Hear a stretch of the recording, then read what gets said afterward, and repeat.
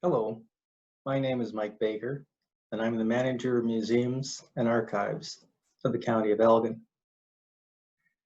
This talk was to have been given at the Southern Area Tweedsmuir Workshop, hosted by the Elgin District Women's Institute at the Keystone Complex in Shedden on August 11, 2020. I was pleased and honored to have been asked to address the workshop because, of course, the museum owes its existence to the Elgin County Women's Institute. As well, the Tweedsmuir books remain one of the most valuable resources we have in the county archives. They are referred to on a regular basis, and I've used photos from them many times in museum exhibits. Today, I will present an update on the long and fruitful relationship Elgin County Museum has had with Jumbo the elephant. In the past several years, many people have rediscovered Jumbo's story, inspiring a raft of books, plays, exhibits, statues, and even an episode on two of television's most popular programs. Among the many Jumbo projects of the past few years was the appearance in 2014 of Jumbo, the unauthorized biography of a Victorian sensation, written by Englishman John Sutherland, an academic and author. It is a very personal retelling of the Jumbo story, which also promotes a conspiracy theory around Jumbo's death, suggesting that it was widely known that he was dying and that his trainer actually intentionally led him onto the tracks the night he died in 1885. Also in that year, a rare artifact hit the market, a slice of one of Jumbo's tusks, which is now in the possession of our local Jumbo booster, Steve Peters. 2014 also marked the 125th anniversary of the arrival of Jumbo's stuffed hide at Tufts University near Boston, where P.T. Barnum had funded a museum of natural history. The statue pictured in the opening slide was unveiled early the following year in honor of that anniversary. And in 2015, the museum was a stop on the Free Press's annual Shunpiker Tour, for which we produced a special exhibit on Jumbo on the main floor of the county building. Over 400 people visited the site in the course of the day. In 2016, Mark O'Neill, the CEO of the Canadian Museum of History, made a personal visit to the museum, bringing with him a Jumbo cigar box made in St. Thomas from the National Museum's collection and to be placed on loan with us. He had read a Times Journal column by Eric Bennell on how he thought the box was the holy grail for Jumbo collectors here. In 2017, we were included in an episode of not one, but two of the best known popular science shows on television. More on that in a minute. And just last year, a play on Jumbo was commissioned by the Blythe Festival. Our museum hosted a panel discussion on the play and provided a pop-up museum at the theater in Blythe. Written by Sean Dixon, it recreates a circus on stage with a full-size Jumbo, portrayed as a sort of silent friend to all the characters who tell their stories to him.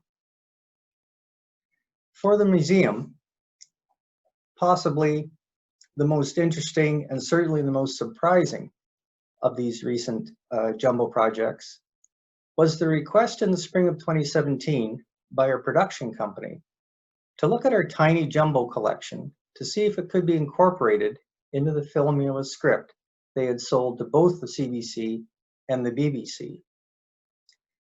The result was that in May of that year, two separate production companies arrived at the museum 10 days apart, one with David Suzuki and one with David Attenborough in attendance. Sir David had apparently always wanted to do a show on Jumbo, and when his producer discovered that the American Museum of Natural History would let the bones out of storage for examination, he started to assemble the team of scientists who would be able to examine them and answer questions about what Jumbo's life was like and compare it to that of elephants of today. Seen at lower right are Professor John Hutchison on the left, Dr. Holly Miller, and Dr. Richard Thomas, all scientists from the United Kingdom. They did the real detective work, examining the bones and the teeth and figuring out what his diet was. Their conclusion was that Jumbo really had a bad toothache for many, many years, or more like a teethache. Earlier sets of teeth that should have been ground down by eating the right food were staying put, while new teeth were coming in right behind them. Some of these teeth can be seen in the skull picture in the upper right. It was the result of too many sticky buns from the kids at the zoo. And so the stories of Scott, which you'll hear about soon, dousing him with alcohol had a real purpose: to numb Jumbo's pain. Another fairly recent book, Jumbo, the Greatest Elephant in the World, written by Paul Chambers, a former paleontologist from Great Britain. It appeared in 2008.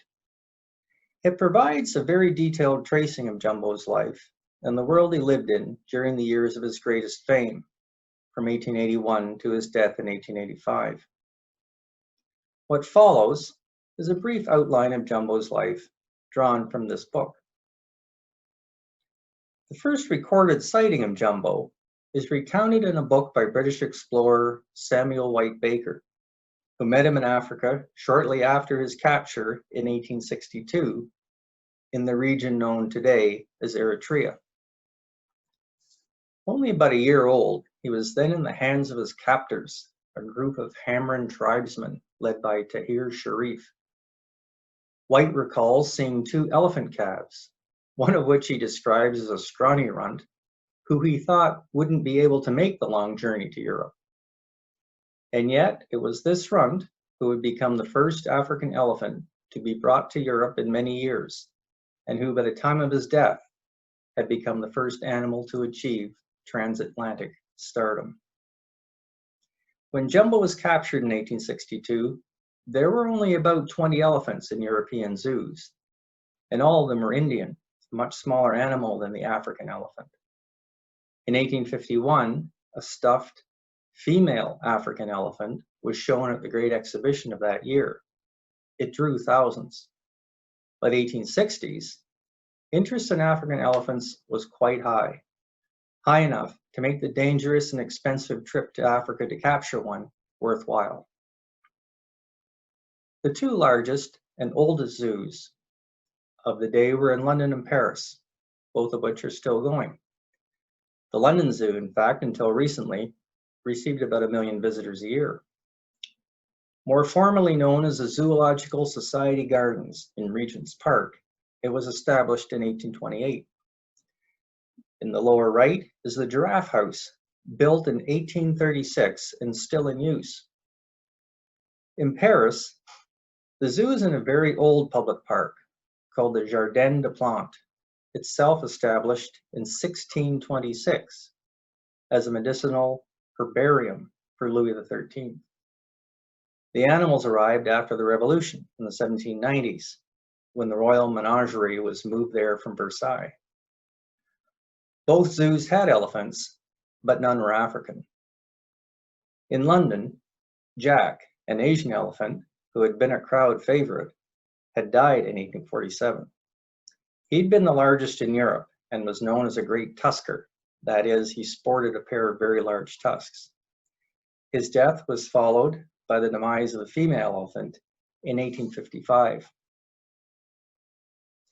So desperate was the London Zoo for an African elephant that in 1858, they offered the great explorer David Livingstone 150 pounds, which might be as much as 10,000 pounds today, to find one and ship it home via Mozambique. He declined, so they settled in to wait for another opportunity. Meanwhile, back in Africa, Jumbo the runt was on his way with a large number of other animals to Kassala, where they were taken possession of by Johann Schmidt, a Bavarian working for Lorenzo Casanova, a man who had gambled his entire fortune on getting a large number of African animals to Europe to sell to zoos and menageries. From Kassala, the animals had to cross 300 miles of desert to the port of Sudan, surviving on goat milk and meat. And even though they traveled at night to avoid the heat, a number of the specimens were lost. At the Red Sea, Jumbo and the others were loaded onto a ship and sent to the port of Suez. Then by train to Alexandria, where they were put into another ship and taken to Trieste, northern Italy. As an indication of the interest the public had for exotic animals, nearly the entire population of Trieste turned out to watch the unloading. The whole lot was purchased by a traveling menagerie, and for a few months, Jumbo, still a runt, was moved around to different towns in Germany until the animals were sold off. And this is how he ended up at the Jardin des Plantes in Paris. Even before he arrived, the Jardin had become overcrowded. The gardens already had 2 elephants, and 2 more arrived after Jumbo, putting 5 elephants in the rotunda, which also held camels, giraffes, and at least 1 hippo. 2 of the elephants are pictured here, probably the star attractions, aptly named Castor and Pollux. Some problems with the administration of the site led to an investigation which recommended that some of the elephants be traded. The London Zoo, hearing of the problems in Paris, made inquiries about the elephants and obtained Jumbo. His small size likely led to the decision to let him go, but small as he was, the French demanded a lot in return. The final trade included 2 young dingoes, a black-backed jackal, a pair of wedge-tailed eagles, a possum, a kangaroo, and an Indian rhino, which London was happy to get rid of because it was bad-tempered. With the African elephant on the way, the superintendent of the London Zoo, Abraham Bartlett, selected a young assistant keeper named Matthew Scott to look after him. Scott had had a lot of success in breeding animals at the zoo, especially the antelope, which he had brought down himself in 1851 from the Earl of Derby's estate, where he had previously worked. It was now 1865, and in June, Scott went to Paris to collect the elephant. And here he is in that year. It was likely in England where Jumbo received his name.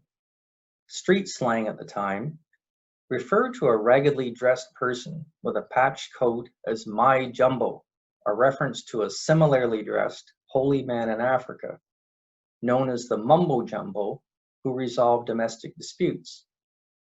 The term had appeared in a book by African explorer Mungo Park in 1795, giving the phrase a good 70 years to become a common expression. Because he had been ill, Jumbo's hide may have resembled that of the African holy man, and so he became my Jumbo, a call he may have received from workers in the street, such as hawkers, hack drivers, watermen, as he walked across London with Scott from the Waterloo station. One can see his still diminutive stature here. However, he steadily improved in health as he was walked about the zoo, where he was an immediate hit. Soon a saddle was provided so that visitors could ride on him, and eventually this became a howdah, a large box-like device with step seats to allow riders view. The ride lasts 10 to 15 minutes and cost a penny. Bizarrely, Bartlett allowed Scott to keep the proceeds, which some years ran to £800, about 10 times his regular salary. Everyone rode on Jumbo. This poster, produced in later years by Barnum, shows the howdah in use and claims in the copy below that 1.25 million British children rode on his back in the 17 years he was at the zoo, including Queen Victoria's children and her grandchildren.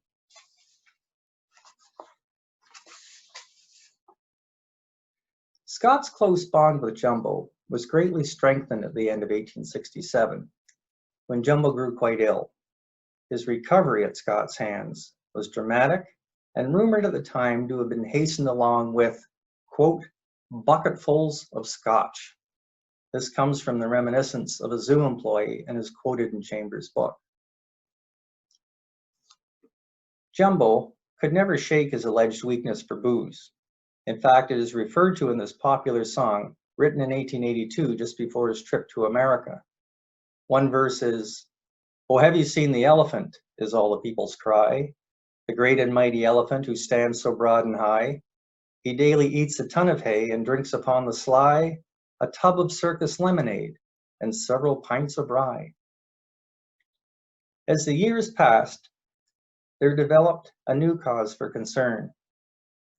For however docile he was in walks with children during the day, at night he began to attack his home, the elephant house, pictured here. And he began to grind down what should have been very large tusks into mere stumps. By 1875, he was 9 feet tall and weighed 3 tons.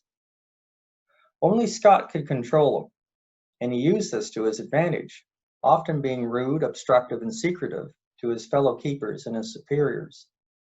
So it is not surprising that Bartlett was looking for a way to reduce the power Scott had at the zoo, and he began to insist that Scott take on an assistant. However, one would be hard to find, given the potential danger the animal posed and the lack of interest Scott had in training anyone. By 1881, Jumbo's attacks on the elephant house were doing considerable damage. Now 11 feet tall and weighing 5 tons, he had the potential to destroy the place. And yet he was still calm enough during the day to allow children to ride safely. Chambers suggests the reason for the attacks came from the fact that he was now 20 years old and at the height of his sexual development, and susceptible to must, a word for the periods of near madness lasting 10 days or more.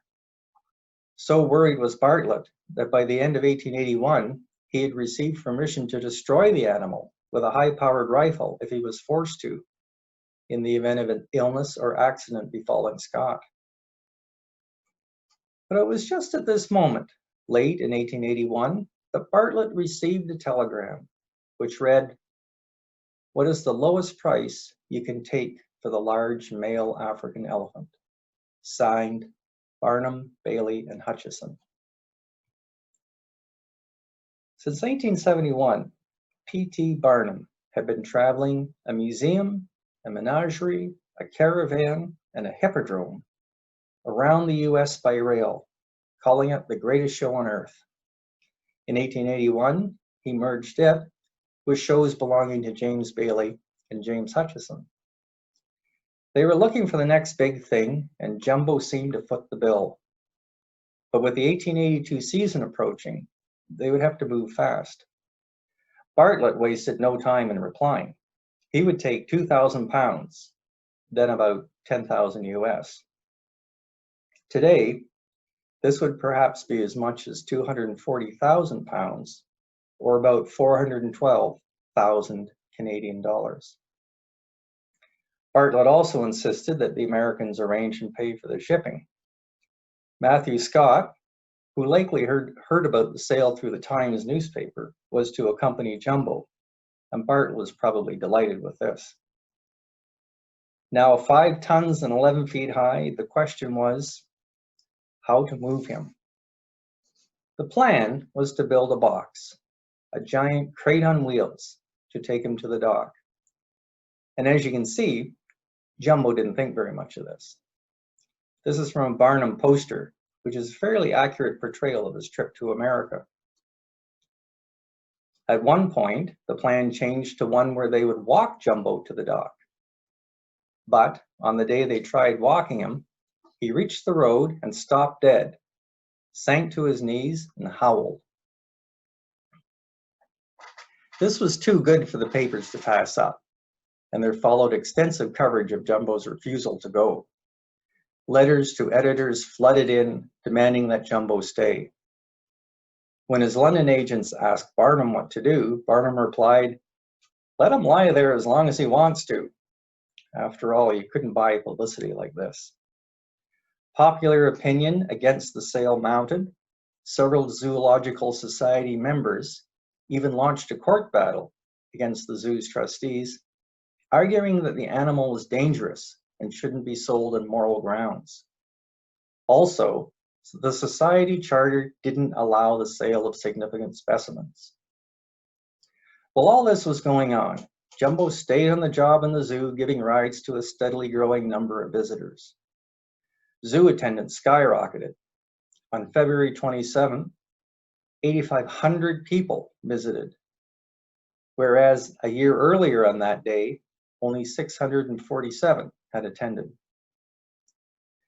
The first attempt with a new crate was witnessed by 6,000 people. It was unsuccessful, and after the attempt, the weekend visitors totaled 16,000. Clever advertisers began to connect their product with Jumbo and his battle with the crate. A thread company in Williamite, Connecticut, suggested its thread was so strong it could pull Jumbo over to America. The Pine State Java Coffee Company used a very accurate depiction of the crate in their trade cards. And many other companies would appropriate Jumbo's name and likeness to promote their products once he arrived in the US. The lawsuit launched by some of the society's members did make Barnum uneasy. He had ordered quite a lot of printing at a cost of about $30,000 for a show that was to open in April of that year, and Jumbo was still at the zoo in England. "Employ best counsel," he cabled. "Spare no expense." Finally, the judge found for the society, saying only fraud would be grounds to stop the sale. Daily visits to the zoo now totaled 20,000, 10 times the normal traffic. Bartlett suspected Scott was behind the elephant's reluctance to enter his box, so he ordered him to take a vacation. Scott confessed and said he would cooperate. Here, you can see the box has been placed right at the door of the elephant house, forcing Jumbo to step into it. That is Scott and Barnum's agent, Bill Newman, standing beside Jumbo in the lower right. Once Jumbo was safely inside, it was pulled through the streets to the dock and lowered into the hold. The ship, the Assyrian Monarch, then set sail on March 25th with Jumbo, Scott, and 409 impoverished immigrants on board. During the last 18 days of Jumbo's stay in the zoo, 150,000 people had visited. The long wait also built up excitement for Jumbo's arrival in New York City, which finally happened on Easter Sunday, April 9th, 1882. Here, still in his crate, Jumbo is drawn up Broadway to the Madison Square Gardens, where the circus will open, and is witnessed by a crowd of over 10,000. The circus then took to the road, visiting 80 towns in the next 5 months. It filled 100 carriages and freight cars and was pulled by 4 locomotives. Jumbo had his own car, known as the Jumbo Palace, which had been built especially for him. Jumbo and the circus may have come to St. Thomas in 1882. They were certainly here in 1883, because the museum has the poster to prove it.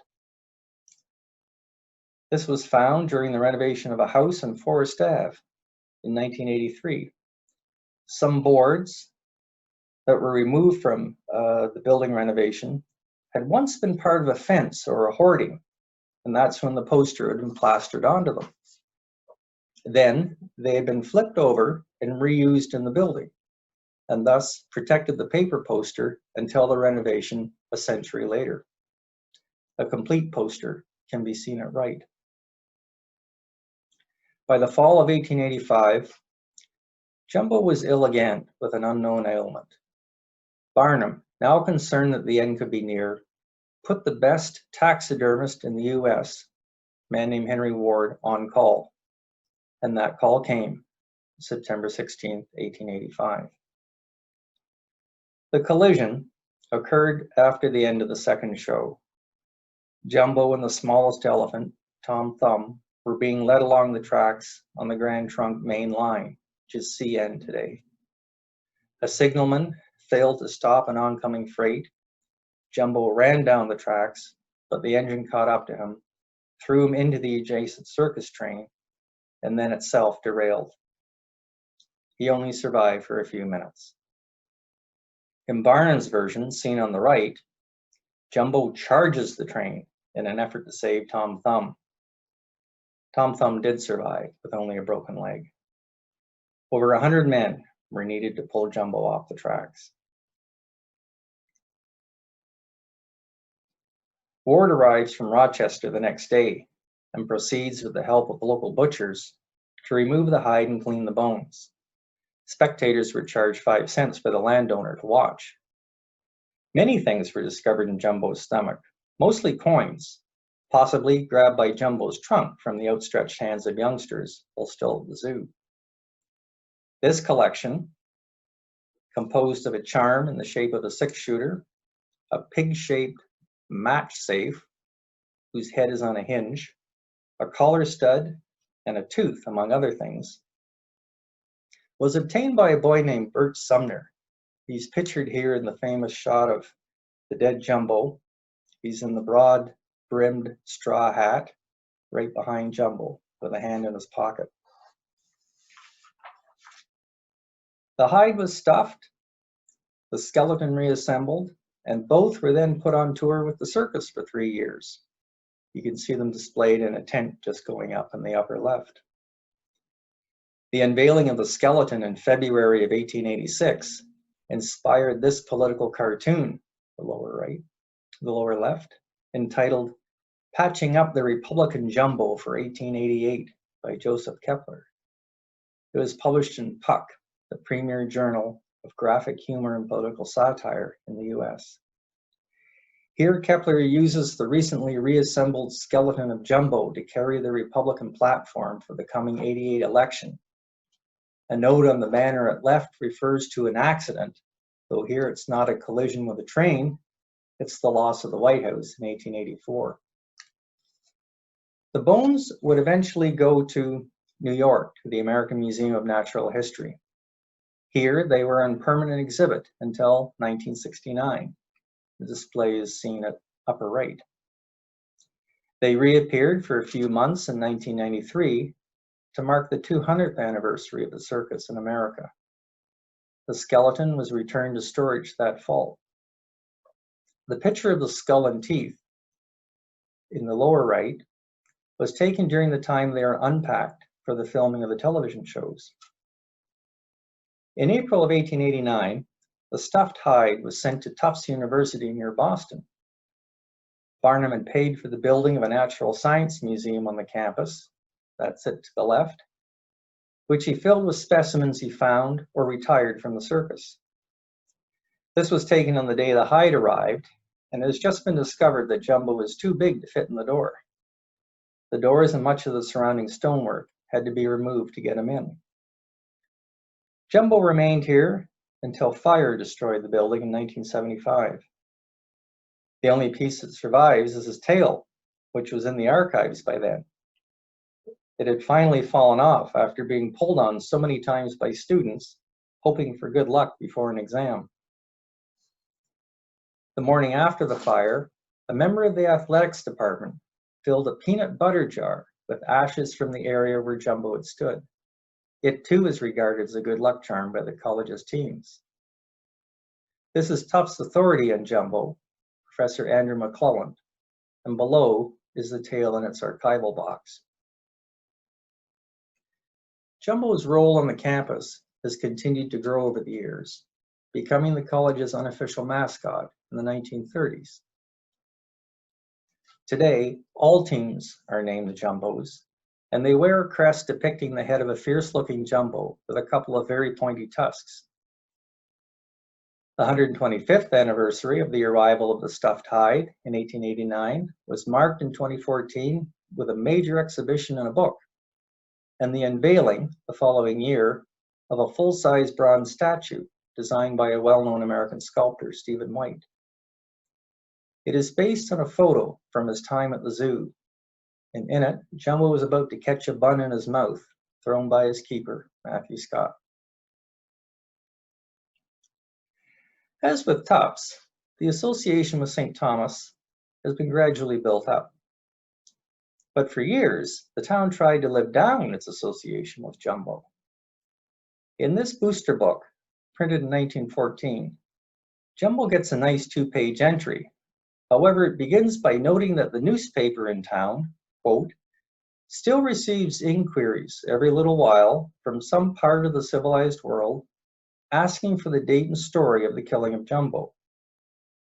It is the price that St. Thomas and its citizens have paid and continue to pay for the most widespread notoriety that ever came to a small community from so trivial a happening. Only slowly did St. Thomas realize that maybe it wasn't so trivial, and that continued interest in Jumbo's unfortunate death could be turned to the town's advantage. The 50th anniversary of the accident, in 1935, offered another opportunity to connect with the Jumbo legacy. This time, he gets a tiny role in the Old Home Week that had been organized for the July 1st weekend. A tiny Jumbo appears on the cover, and inside, he receives another 2 pages, recounting the tragedy. But the title under the picture now says Jumbo's Last Night Under the Big Top, not The Killing of Jumbo, as was used in 1914. They also made about 100 metal commemorative street signs in the shape of Jumbo, seen here at lower right. But most of them disappeared overnight, as they made great souvenirs and are actually still highly collectible. A 35-page illustrated book was also published, The Story of Jumbo, written by a local promoter named Edwards. In it, Edwards says that a cairn was to be installed at the spot where the collision occurred, but this doesn't seem to have happened. And in fact, it wasn't until 1977 that the site would be marked. In that year, the Provincial Historic Sites plaque shown here went up, and in the photo above can be seen 2 eyewitnesses to the 1885 event. By 1985, the city had realized that there was a world of interest in Jumbo, and they were crazy not to be taking advantage of it. The 100th anniversary was astutely capitalized on by the mayor of the day, Doug Terry, who had been inspired by oversized roadside figures elsewhere in Ontario, such as the Sudbury Nickel, the Wawa Goose, the Muskie at Kenora, and the Moose at Dryden. Fate had handed St. Thomas something that was already giant, but they made it bigger and gave it tusks. The monument was built by New Brunswick artist Winston Bronham, who would go on to create the world's largest lobster at Shediac and a giant potato in Maugerville, New Brunswick. The anniversary of Jumbo's death was a 5-day extravaganza, highlighted by the unveiling of the 35-ton concrete statue, and featured many souvenirs, including Indiana Jones-style hats, souvenir coins, and a booklet. There is even a miniature circus convention. Well, that was 35 years ago. What about today? If we look closely at the recently adopted brand for St. Thomas the Railway City, we can still see Jumbo. The railway reference is in the center, where the O has been made into a stylized locomotive with the smoke coming out of a non-existent stack. The swirling smoke assumes the shape of an elephant's head, and in the middle is a tiny little eye. A subtle tribute to the spirit of Jumbo, say the designers. So you can see Jumbo has not been forgotten, even to this day. It remains to be seen what form future interest in Jumbo's story will take, but it's clear he's been adopted here in St. Thomas, where his giant monument continues to attract attention from around the world. Thank you.